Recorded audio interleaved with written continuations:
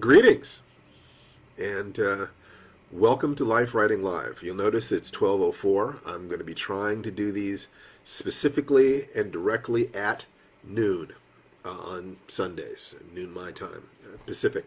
But today I had some downloading to take care of, and I wanted to get that taken care of so I wouldn't be stressing the connection.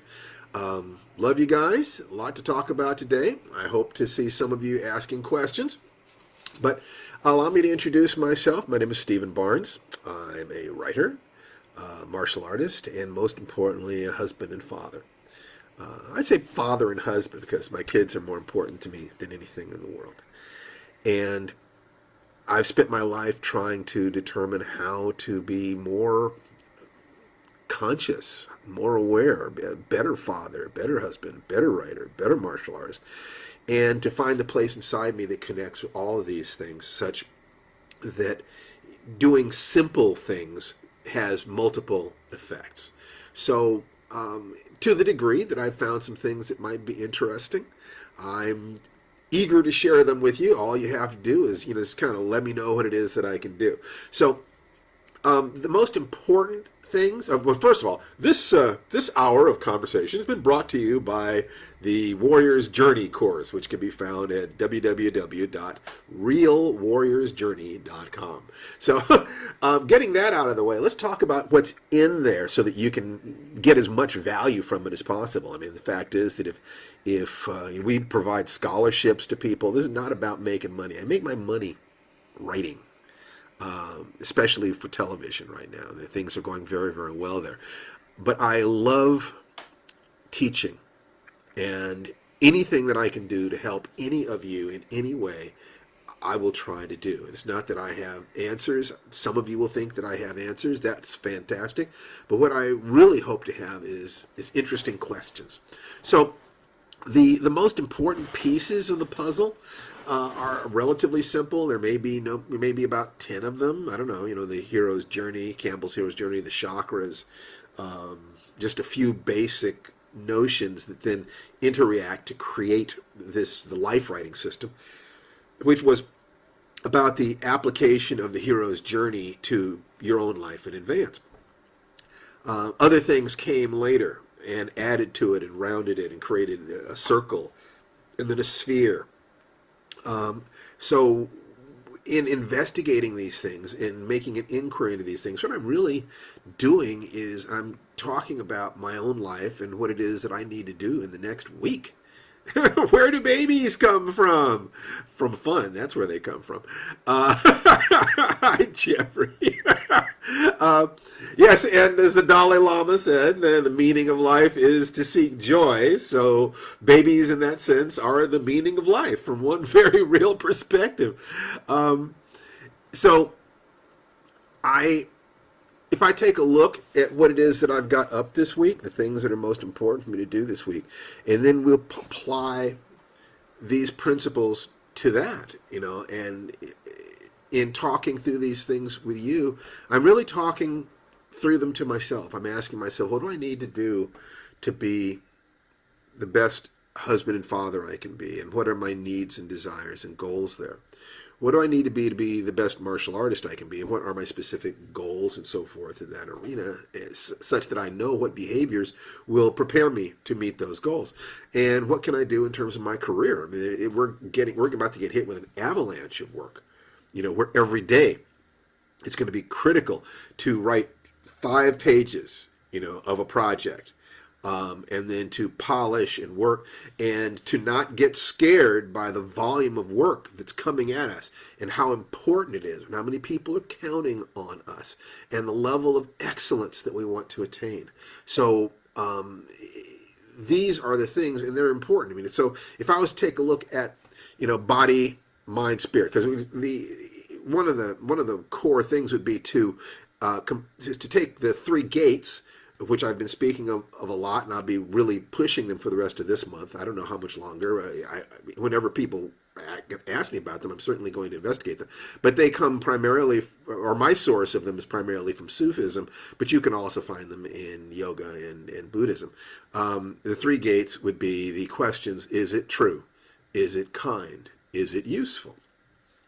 You combine those three gates with the three centers: the belly brain, the heart center, the head center, the body, the emotions, and the intellect, hunting and gathering, for instance, problem solving on that level.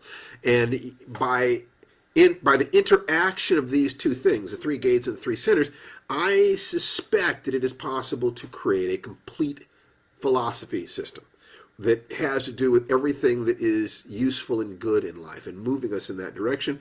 And since, as I said, the Dalai Lama said that the meaning of life is to seek joy, and I accept that, it seems to be in alignment with basic biology. All animals move away from pain toward pleasure. The question is going to be, how can we experience the greatest amount of joy in life, in alignment with our ethics, in alignment with what is good for our community, our families, in alignment with our own souls, our own hearts? These are important questions. Can I be a good person and successful?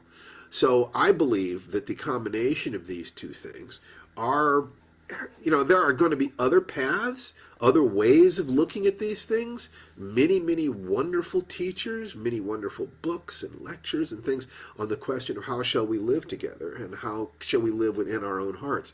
But I don't know of anything more powerful than these. Well, Maslow's pyramid is absolutely part, and Jeffrey, is actually absolutely part of what I've been talking about, because life writing is a combination of the hero's journey and the chakras, which, the hero's journey is about what the hero does, but the chakras are about what the hero is. And to a certain degree, the hero's journey is about the movement from one level of being to another. You solve this problem and then you immediately get a new problem, but you get a new problem at a higher level. Maslow's hierarchy of human needs and the yogic chakras and a few other things like, Milton Erickson's view of what it is that human beings are in the world. And there are other principles as well, as the classic Greek triad of body, mind, and spirit connects to that as well.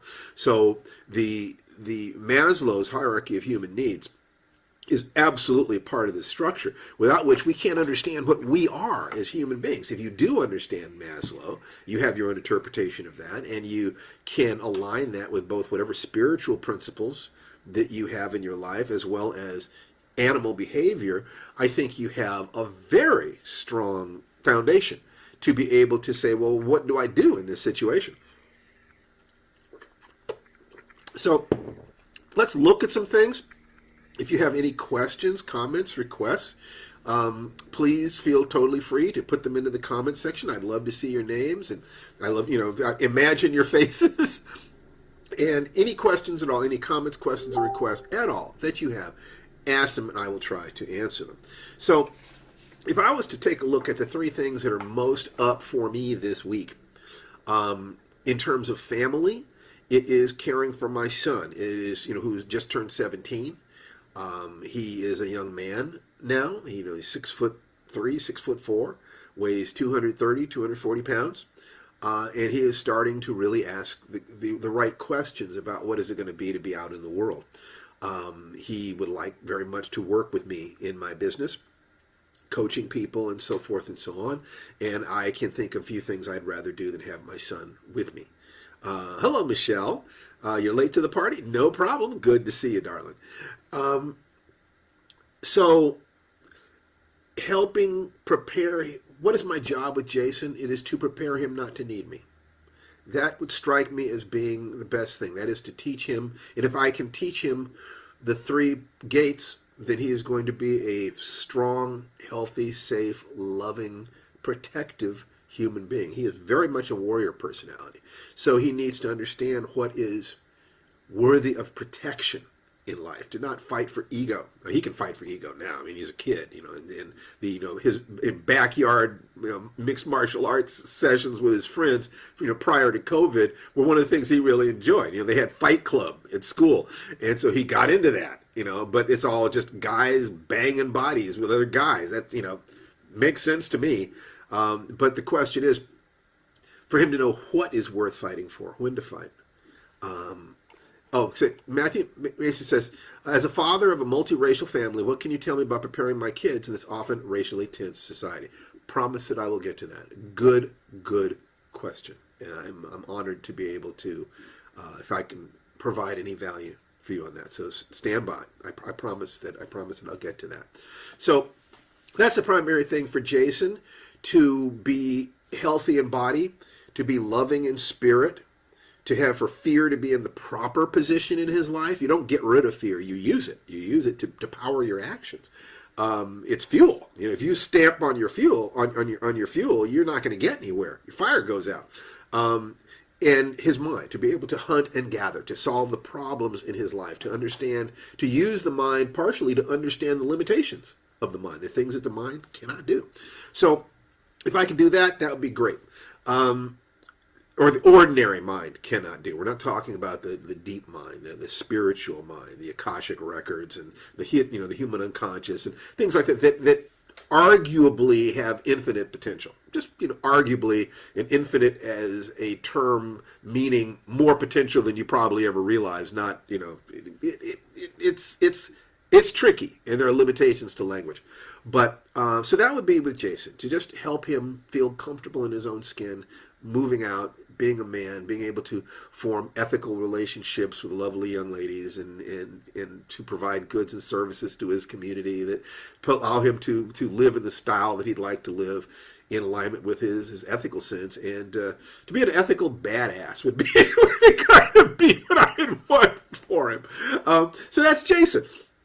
And to make sure to protect my relationship with my wife, my relationship with my sister, my relationship with my darling daughter, Nikki. Then there is, so that's the emotional self, my heart. Then there is career stuff.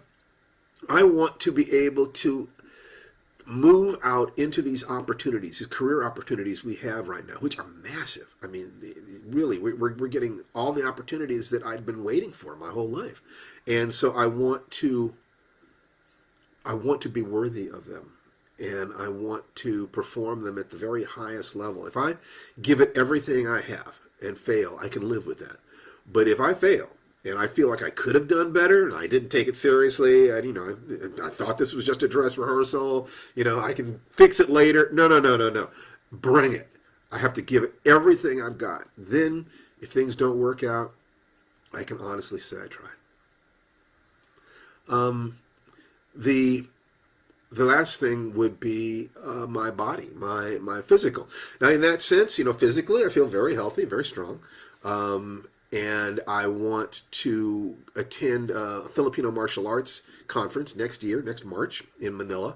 And so I want to raise my fitness and skill a level so that I can go there and represent my American martial arts community with integrity, and learn as much as possible, and to feel like my fitness is allowing me to focus my mind on learning rather than on gasping for air. So it has motivated me to rethink a lot of things about my workout schedule, and it gives me a motivation. I mean, ordinarily my motivation is just being alive, but there's also being attractive to my wife. I want to look good when I step out of the shower, quite frankly, and I also need to be a father to a young tiger.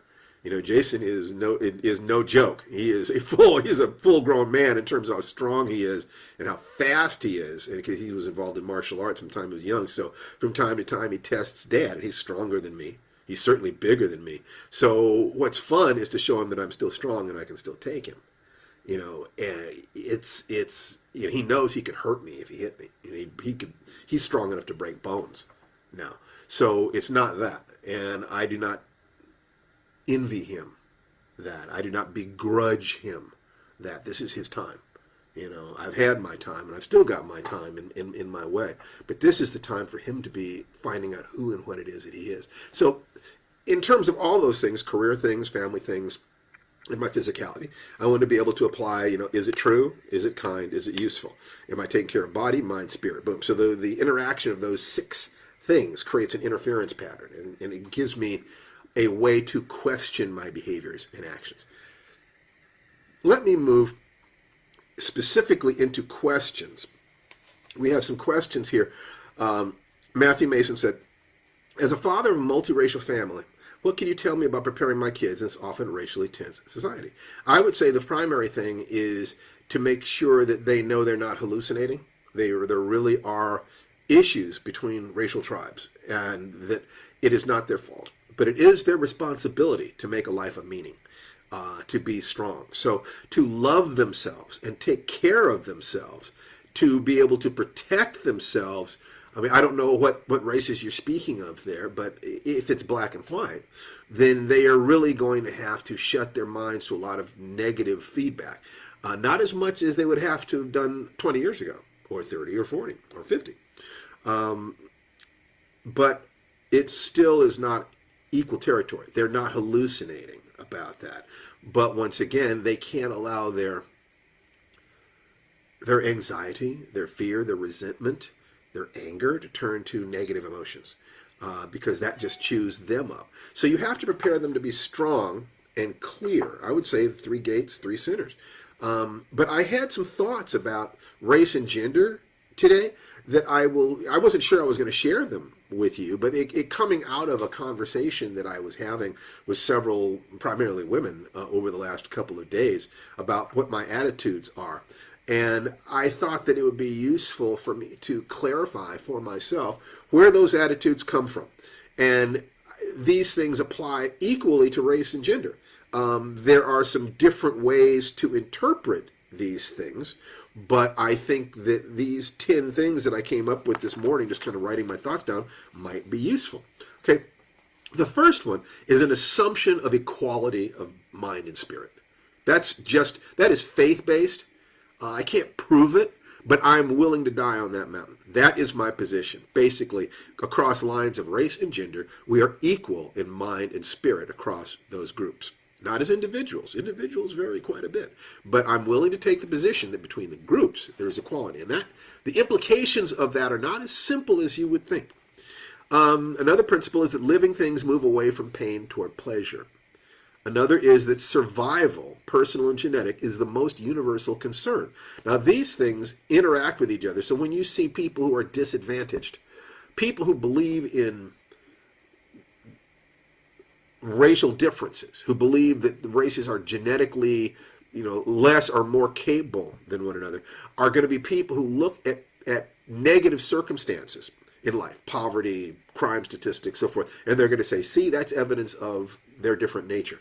I would say that that is evidence, because I start with a belief in equality, that is evidence that the situation is different, that the context is different, the programming is different. Not, the computers are the same, the hardware is the same, but the software is different, or the way that stuff has been used by society has created, crashes and conflicts. So that's my position. I think it is a healthy position because it blames no one.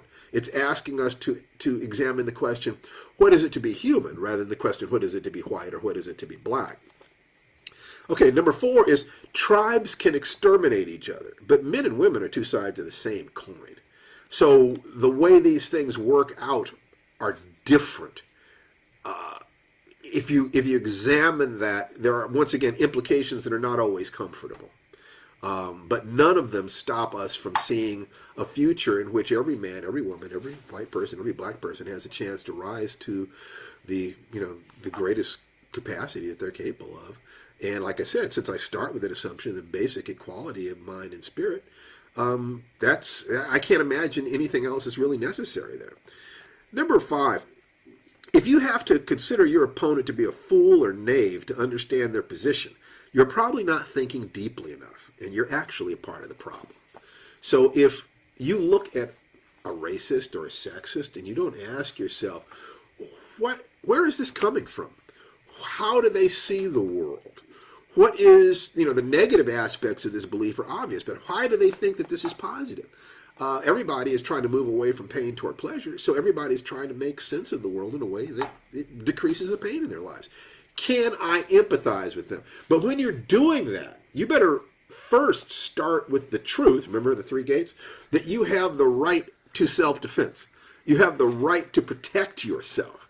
If you don't start with that truth, then you could think, my compassion for other people is going to make me vulnerable. No, not if you start with the belief that you have the right to defend yourself. That's where you start. Basic animal stuff. Maslow's hierarchy. Survival trumps everything. I don't care what your politics are. I don't care whether or not you're depressive. I don't care if you're suicidal. If I took your head and stuck it in a bucket of water, you would fight for your life. That's the third rail of human psychology, is just survival. So anchor everything there. How does this negative behavior fit in with their worldview?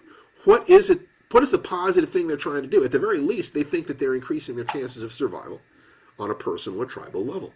They might be dead wrong, but it's useful to understand them if you're trying to communicate with them or just deal with them. Number 6, anger is a mask over fear. When you're trying to understand a negative action, ask what they are afraid of. If you can't trace it back to personal or tribal extinction, you may not have gone deeply enough. 7, everyone is doing the best they can with the resources they have. Give someone new resources, and you give them new choices. 8, there are people whose default is, if I have not seen or heard of it, it doesn't exist. My assumption, that's a faith-based position. They can't prove that. There's no. I can try to disprove it. I've disproven it many times in the sense of, we've tried everything. No, you didn't try this over here. So you can't say that you tried everything. My belief is that if you tried everything, you would have solved it. But it's not possible to try everything because we have finite time and energy and intelligence and creativity and capacity. So we're always going to miss something. But I will believe, my faith-based position is, there's an answer to any problem. I may or may not have the time, creativity, and intelligence to find it. But there is an answer, or there was an answer. I just didn't find it. Number 9, to influence someone, you must first understand what already influences them. Failing to extend your own humanity to your opponents is the fastest way to get it wrong. And number 10 is, people say, I don't need to understand my enemies. To me, that's like a hunter saying, I don't need to understand the animal that's trying to kill me. It's a great way to underestimate or mischaracterize their actions or potential, which is a great way to die quick. So start with their sense of self-worth. Start with making sure that they love themselves enough to know that they have the right to protect themselves. Then help them choose good associations, because they're going to need a tribe of people in the world who can watch their back, and it can help them understand things that they do not understand. But be sure that you start with them loving themselves. That's more important. And in terms of loving themselves, I had somebody ask, no matter what I do lately, I am feeling pain, not happiness. If the meaning of life is to seek joy, and you find yourself in pain, then that is something to be addressed. Because in that sense, at that moment, you're not living. Now, this is where it goes back to the basic thing that I teach out of the Warrior's Journey in Lifewriting, which is the 5-minute miracle, which is every 3 hours you stop and you breathe intensely, belly breathing. You go on to YouTube and find a video on deep diaphragmatic breathing. And every 3 hours, you spend 60 seconds doing deep, slow diaphragmatic breathing. Set your watch. Do this. Invariably, people who talk about being stressed out will forget to do this or not do this. And that breaks my heart, because if you can handle the physiology of the stress, you stop it from becoming strain. And strain is the problem. Strain is what puts you into a tunnel where you don't see any joy. You don't feel any aliveness. And you have the right to aliveness in your life. I've said goodbye to a lot of people that I love over the last 12 months. This has been horrible. Just horrible. And every day I also have people I need to serve. My family, my friends, my students, my community. And so how do I deal with the death, the pain, the fear, the upset, and still function in the world with joy? That is an important question, and you need to have your answer to that question. It's not necessarily going to be my answer, but if you were to ask me my answer, that is where I would start, with breathing 5 times a day. If you're really having a problem, then just do it at the top of every hour, 60 seconds. Now, the next step after you've done that is to create a morning ritual. We call a magic ritual, where you are, let's say that you're going to need a physical activity, call it walking, and you're going to, while you're walking, you're going to be chanting affirmations out loud. It must be out loud. and you're also focusing your mind on positive things in your life, the things that you feel, this is my blessing. And if you have a hard time finding anything that you feel positive about, then I would suggest to you that you think about the things that you would miss if you lost them. Because the things that you miss, if you would miss your eyesight, if you lost it, then why not give gratitude for the fact that you have your eyesight now? If you would miss your family, your friends, your internet connection, if you lost it, why not feel grateful for what you have now? So that magic ritual, which is having a map or model of what you want, that's M, the daily actions that you take to bring your long-term goals into existence, the flood of gratitude, your clear intentions for what it is that you're trying to accomplish, and the conviction or courage that you can and should move in this direction. You can and should take these daily actions, have these goals.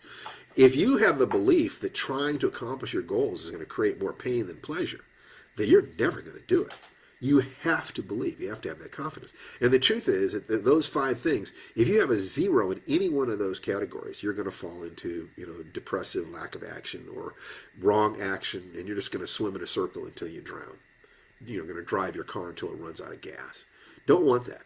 So the morning or magic ritual, MAGIC, is a critical part. So I would start there. Anybody says, I am depressed, I don't have any drive, I don't have any motivation, I'd start with the 5-minute miracle and then move them from there to the magic formula. And I would ask them, what are you doing? What are you saying? Tell me about your ritual. In fact, show me your ritual. Show me your body language, your facial expression. For 5 to 20 minutes, fake it till you make it.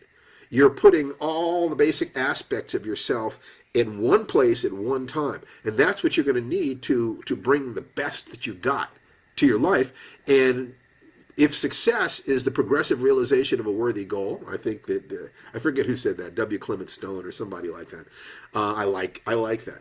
Then choosing the right goal and moving towards it and feeling that you're making progress is one of the greatest ways to feel happy in the world. You have the right to feel happiness, not pain.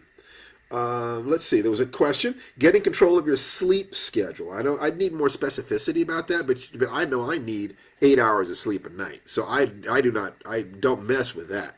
Anytime I get less than that, I start getting sick. So I would protect that at all costs, and I would start stacking techniques. In other words, if someone says, well, why don't you try hot tea? Why don't you try stretching before bed? Why don't you try not watching any television within an hour of bedtime? Why don't you try not eating within 3 hours of bed? I would do all that stuff. I would take at least 3 different things, and I'd do them all at the same time. Keep a journal of how it's working so that I can start identifying the patterns that work and do not work.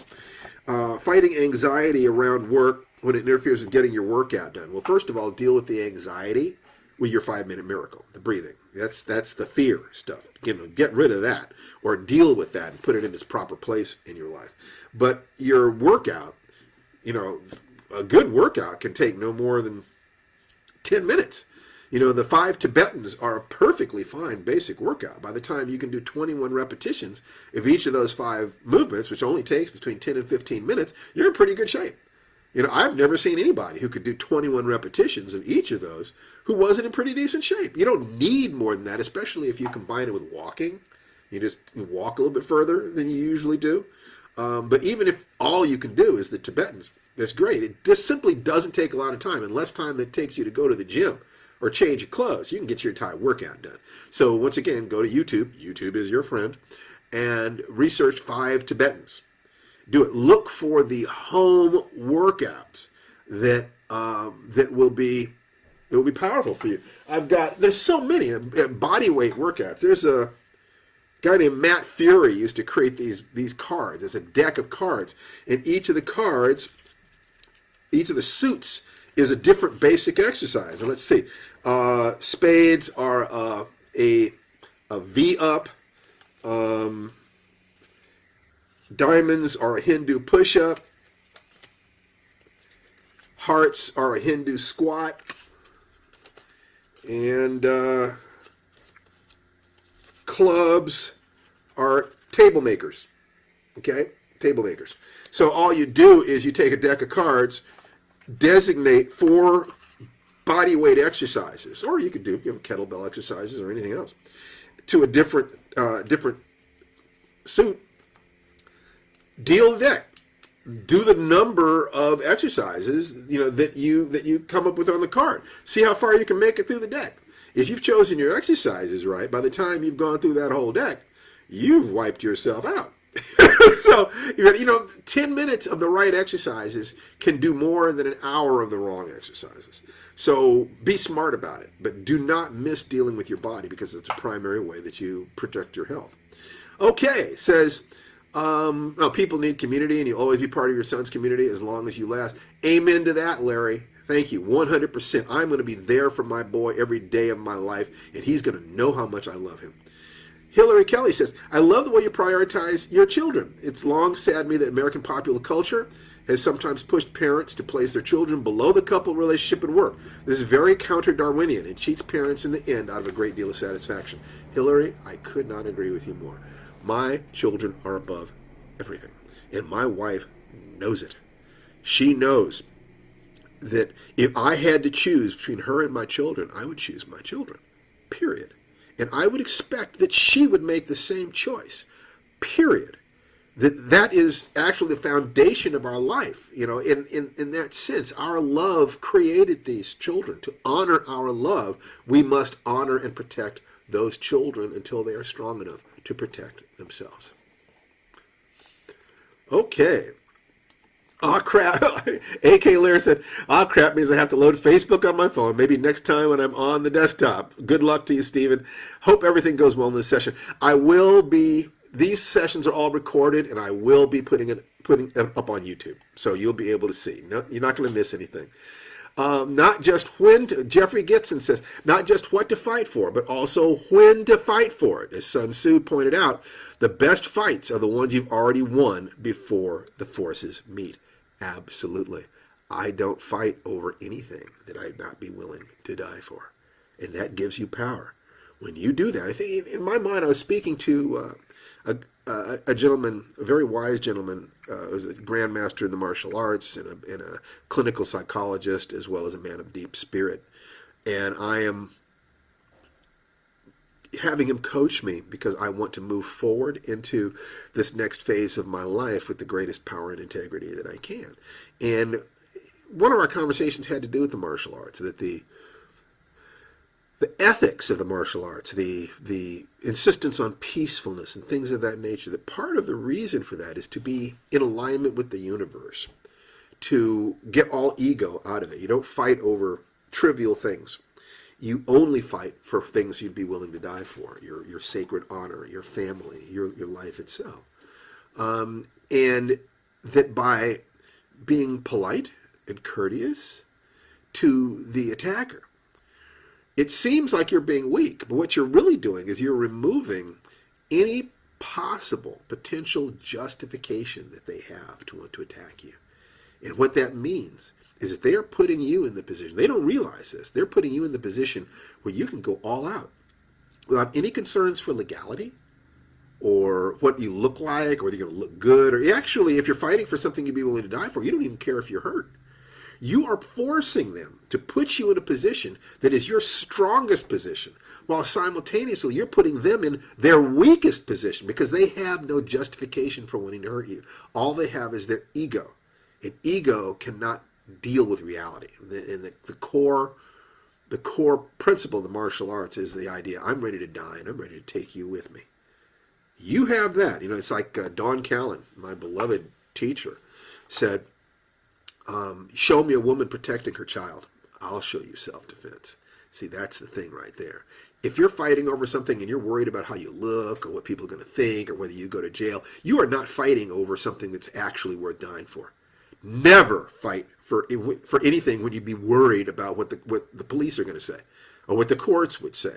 They'd give them your wallet, walk away. So it is, you never fight. Once a fight starts, you cannot control what's going to happen or how badly you and or the other person might be hurt.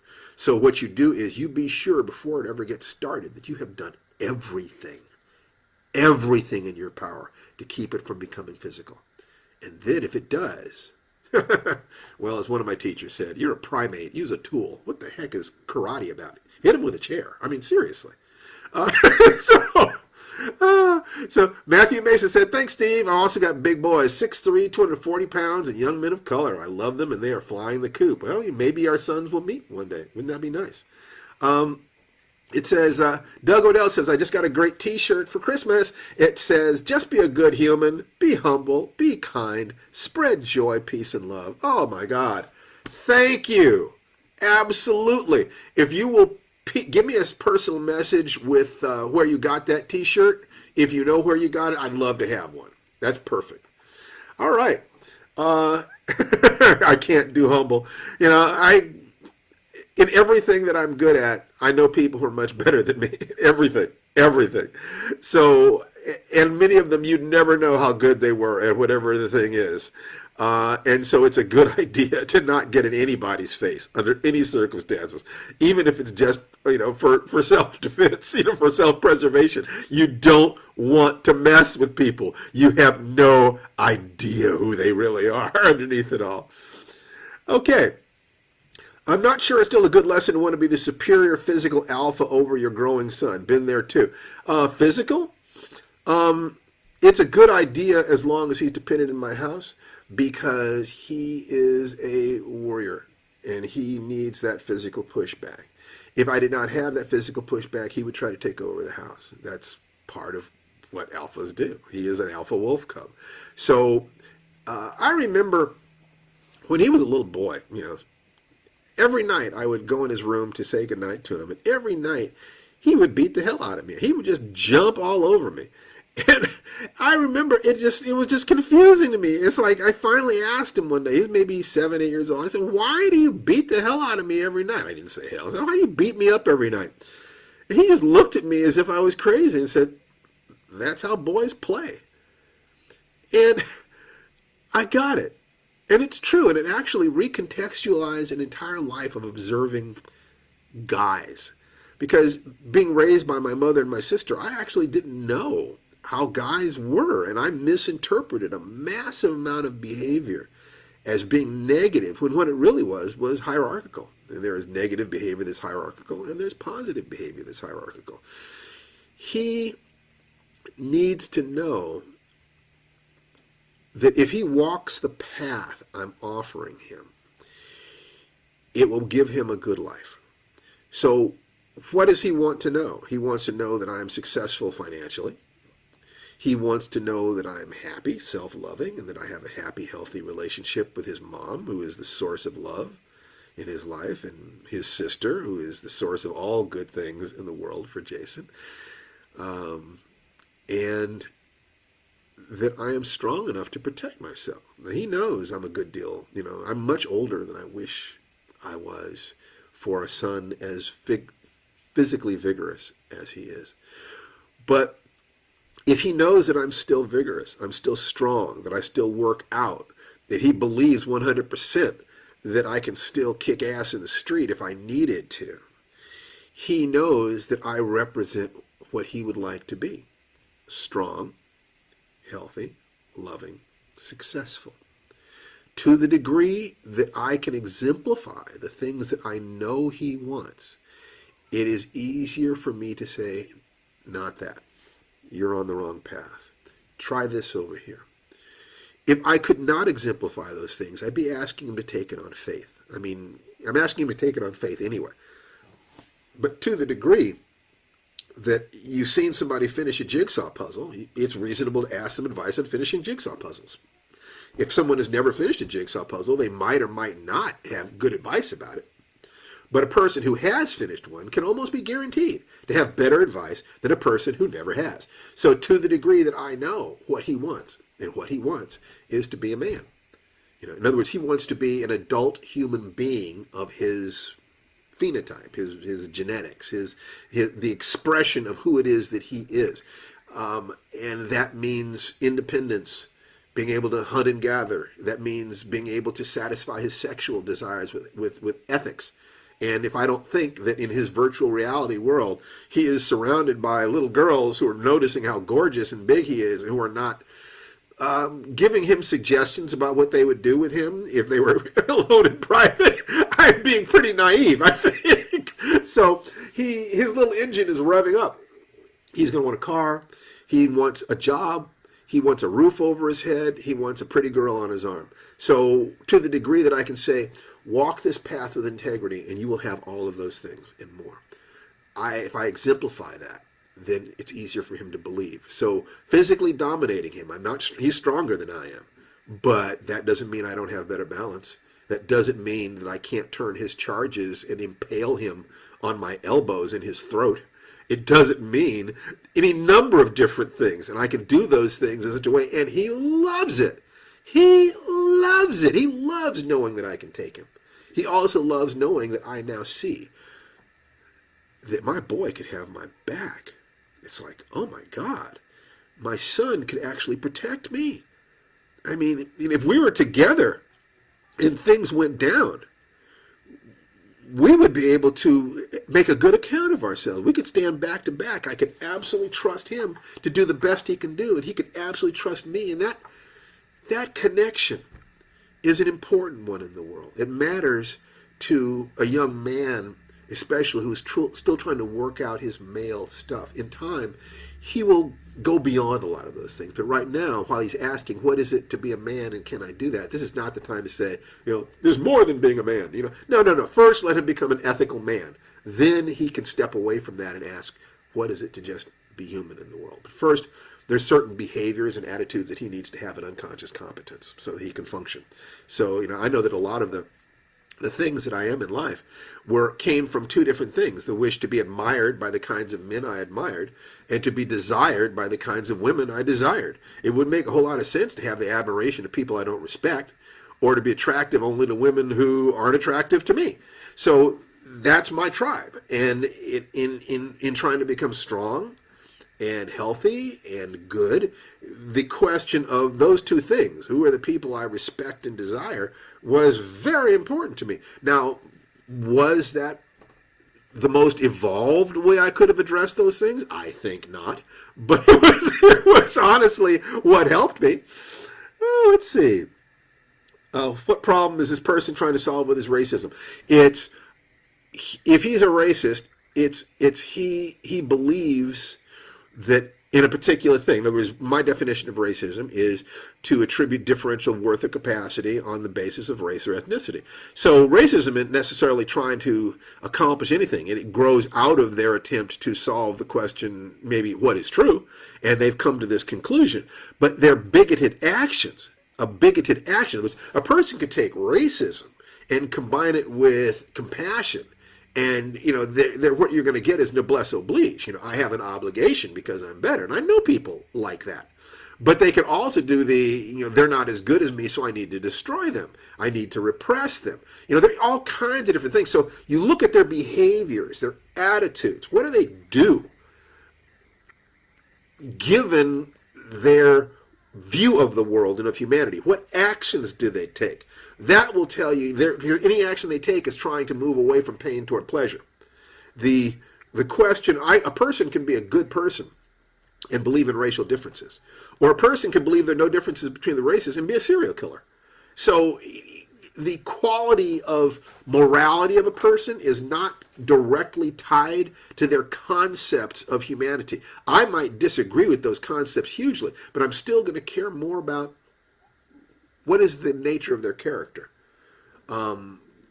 If I didn't feel that way, I wouldn't be able to love my country. I wouldn't be able to admire our forefathers, because racism was the standard. It was exceptional to even question it.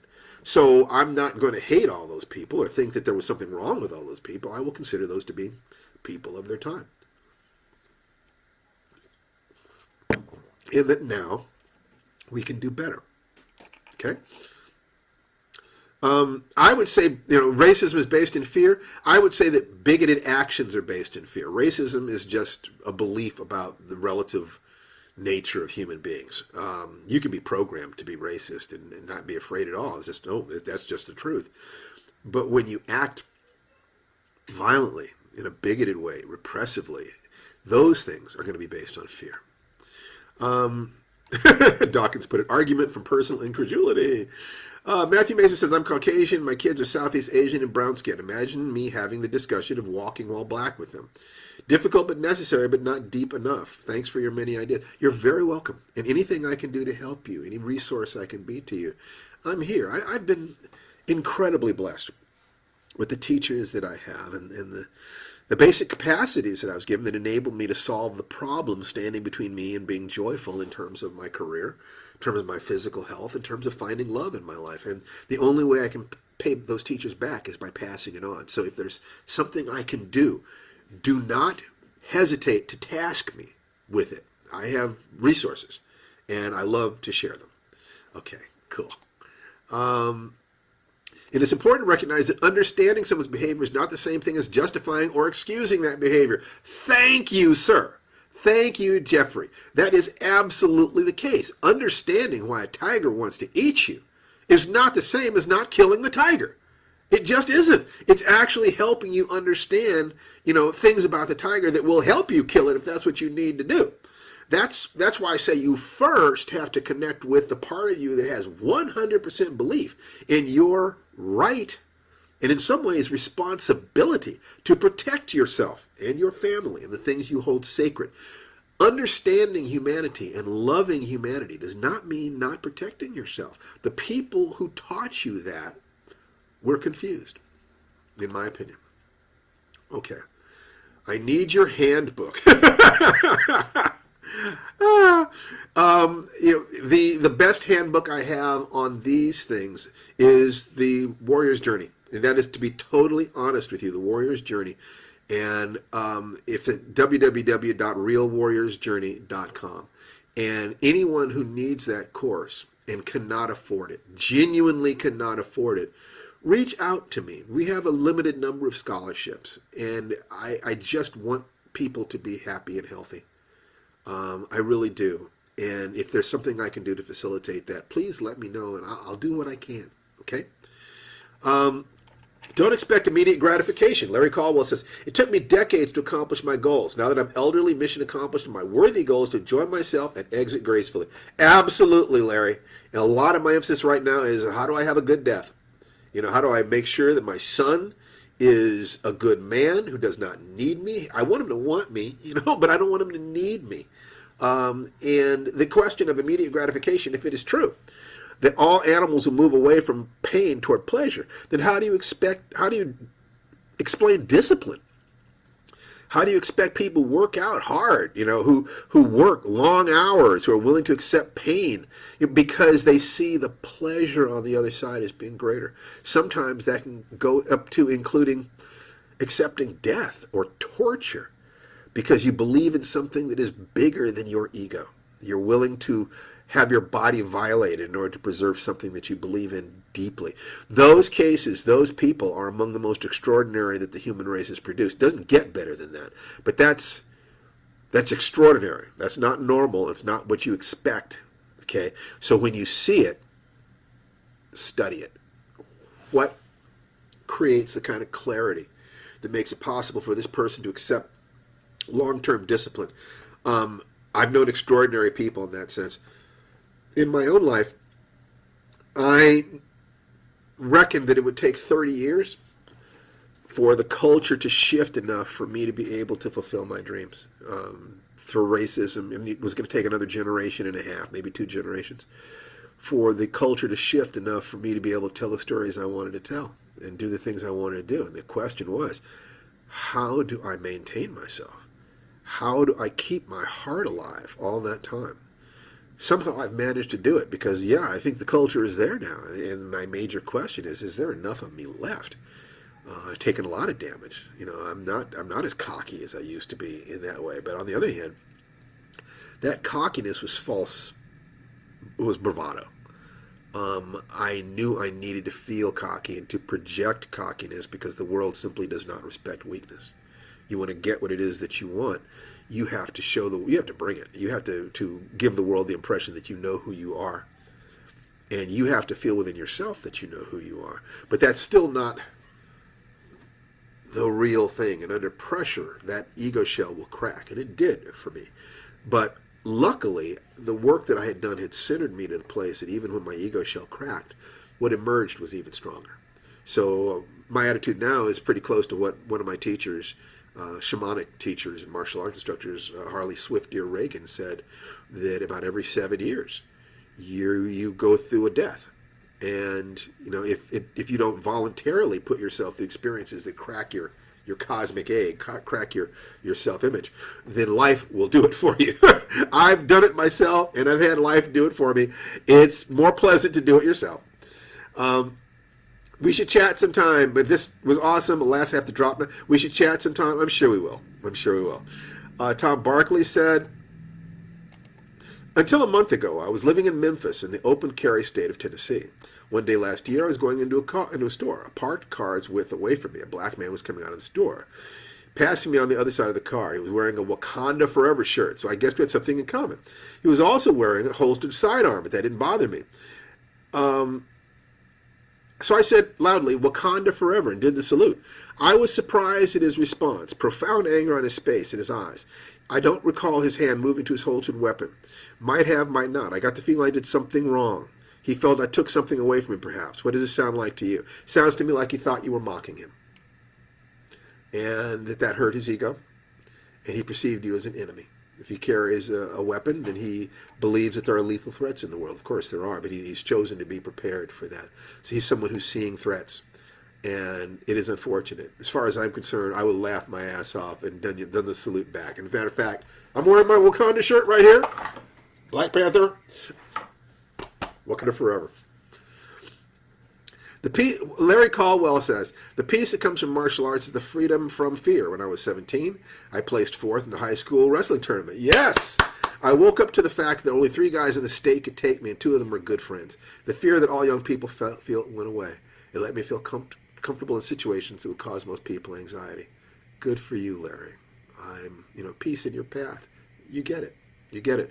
Because if you're not afraid, fear masks itself as violence, as anger, and anger turns to violence.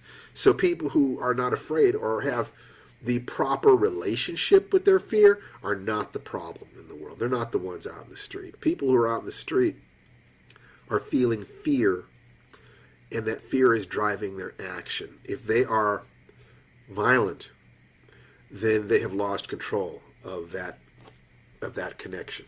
Their motivations can be valid and very understandable, but they've still lost control, unfortunately.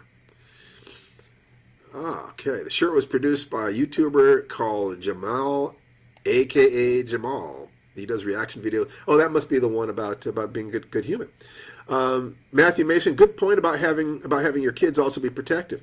We recently went to support a friend who was facing down an abusive boyfriend. I said I would go help. My oldest son stepped in and said, "Not without me." I was never prouder in that moment. Wasn't that wonderful? You have a strong baby boy who loves you and has the values that you treasure. I can't think of anything in life I'd rather have than knowing that I've been a good father. And that was a lesson for me. I thought my career was the most important thing in my life. Boy, I got disabused of that notion. No, it is not. My family is by far the most important thing in my life. Your father, Cecil watched it. Your father and son wisdom is really speaking to me. Thank you. And thank you, Cecil. And if there's anything I can do to support you, just reach out to me. Let me know. Matthew Mason, the issue of tribalism and the relative intransitiveness of people in their tribal position is difficult for me. Some have counseled that we should not waste our efforts trying to change the other's racist view, but instead focus on protecting and rooting out our own tribe. What to do? Until you feel safe, focus on your own self-protection and focus on protecting your tribe. Once you feel safe, it is safe for you to extend your love to others and attempt to reach them. But don't try to argue out of it. Start from love. Start by building webs of connection, building bridges of common reality. First, gain rapport with them. Believe in their humanity enough to ask the question, what are they afraid of? How do they see the world? And to be willing to enter into their world, and with the commitment that when you walk away from them, you want them to feel better than they felt when you walked toward them. If you can do that, if you can love them, if you can see their humanity despite the issues, you can change them. But be sure to start by being protective of yourself and your tribe. That's where you start. Okay. We can never surround ourselves only with our tribe. That is true. Milo Lavelle. Hey, Milo! Milo, great dance teacher. He had some slamming aerobics classes that I've really, really enjoyed back in the day. I look forward to learning more, Milo. If I can serve you, just reach out to me. I'd be delighted to be of any assistance to you that I can possibly be. Okay. So if you have any more questions, comments, requests, I'll wait another minute or so. Otherwise, let me see how I can wrap this up today. It's been an hour. Remember, what we want to do is to be the best human beings we can be, but also to have the best lives we can live. So a good life would be healthy in body, healthy in emotions and love, and successful in our careers, providing goods and services to our community that they reward us with money. I mean, they can't all come over and rub our shoulders or cut our lawn or walk our dog, but they can give us money, which we can use to get our shoulders rubbed, our lawns cut, or our dogs walked. So money is the measure of the value that the community attributes to our efforts, and also to our self-respect in demanding to be paid what we're worth. Sales and marketing are a matter of believing you have something of value to offer, finding the people who need what you have, convincing them of its value and helping them avoid pain and gain pleasure, and then motivating them to act now, give you their money now. Okay, doing those things, and that's totally ethical. That drives society, is the flow of goods and services. So be proud of creating something that you are proud of and demanding to be paid what you're worth. All right. Oh, let's see. Seriously miss seeing you at NorwestCon in 2020. Well, let's say NorwestCon in 2021. Absolutely. Matthew Mason, an hour already? My brain is packed and feeling highly emotive. Thank you, Stephen. Well, it is my joy to be here. Once again, this has all been brought to you by RealWarriorsJourney.com. And if you go there and you feel in your heart this would be valuable to you, but you do not have the resources, tell me. Be honest with me.